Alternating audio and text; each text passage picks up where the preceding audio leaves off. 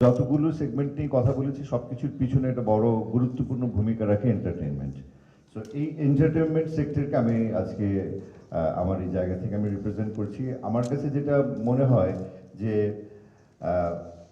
আমাদের দেশে আমরা যদি আমার এই সেগমেন্টকে আরও ডেভেলপ করতে চাই, আমরা যদি বাইরের ইনভেস্টর আনতে চাই, তবে যেই পরিবেশটা তৈরি হওয়া দরকার সেটা এখন পর্যন্ত আমরা করতে পারিনি। সেটা আমাদের ব্যর্থতা। একটা সময় বাংলাদেশে 1400 সিনেমা হল ছিল, সেখান থেকে শুধু সিনেমার কথা বললেই 1400 থেকে এখন মাত্র 200-250 সিনেমা হলে নেমে এসেছে। কিছুদিন আগে একটা চাইনিজ বড় একটা প্রোডাকশন কোম্পানি এসেছিল বাংলাদেশে, দে ওয়ান্ট টু ইনভেস্ট মানি। ওরা আমাদেরকে 3টা প্রশ্ন করলো, আমরা একটার উত্তর দিতে পারিনি, যে আমাদের পার ইয়ার গ্রস সেল কি, গ্রস ইনকাম কি এবং গ্রস প্রফিট কি। তো আমাদের প্রডিউসার ডিরেক্টররা কেউই কোনো স্যাটিসফ্যাক্টরি অ্যান্সারই দিতে পারেনি, বিকজ আমাদের হাতে গোনা 3-4টা সিনেমা হলেই শুধু টিকিটিং এর ব্যবস্থা আছে। সো আমরা বাকি সব দিক দিয়ে ডিজিটালাইজড হয়ে গেছি, আমাদের চলচ্চিত্র ডিজিটাল চলচ্চিত্র হয়েছে।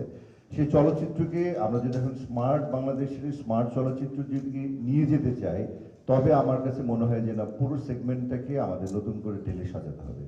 মাননীয় প্রধানমন্ত্রী যথেষ্ট সহযোগিতা করেন আমাদেরকে সারা বছর অনুদান দেন, প্রণোদনা দেন, কিন্তু সেই অনুসারে ইন রিটার্ন আমরা কিছু দিতে পারি না।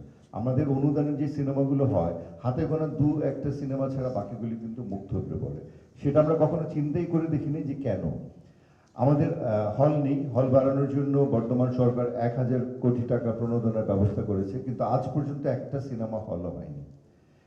সারা বাংলাদেশে যদি 64টা জেলায় 64টা এন্টারটেইনমেন্ট সেন্টার হয়, যেখানে মানুষ গিয়ে বিনোদন পাবে, সুস্থ বিনোদন পাবে, ভালো মুভি দেখতে পারবে, একটা ভালো রেস্টুরেন্ট থাকবে, একটা সুন্দর সময় কাটাতে পারবে, সেটা হলেই কিন্তু আমাদের মনন বিকাশে আমরা একটা বড় ভূমিকা রাখতে পারি।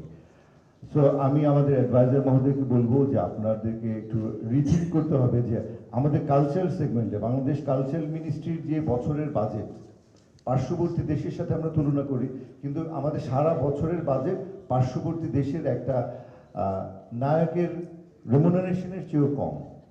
So this is the high time. আমার কাছে মনে হয় যে আমাদের কালচারাল সেগমেন্টকে যদি আমরা ঢেলে না সাজাতে পারি, তবে আমার মনে হয় যে আমরা প্রকৃত অর্থে যে স্মার্ট বাংলাদেশের স্বপ্ন দেখছি এবং দেখাচ্ছি, সেদিকে যাওয়া আমাদের জন্য একটা কঠিন হয়ে দাঁড়াবে।